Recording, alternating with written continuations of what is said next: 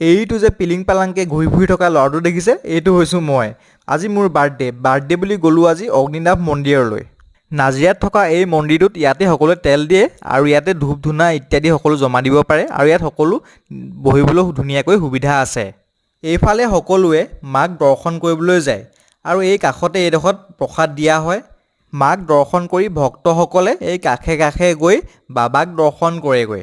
এয়া দেখিছেনে কিমান ভিৰ লাগিছে মাক দৰ্শন কৰিবলৈ, আৰু দেখিছেনে দৰ্শনকাৰীসকলৰ বাবে এটা টিভিও লগাই থৈছে।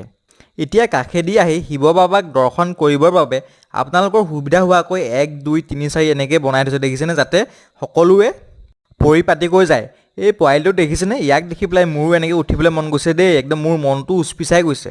এয়া দেখিছেনে আমি শাৰী পাতি থাকোঁতেই মায়ে আহি পেলাই শিৱ বাবাক পূজা কৰিলেহি আৰু আমিও মাৰ লগতে পূজা কৰিলোঁ। এইদৰে ভক্তসকলে আহি বাবাক সেৱা কৰেহি আৰু আমিও বাবাৰ ওচৰলৈ আহি নিজৰ মনৰ কথাখিনি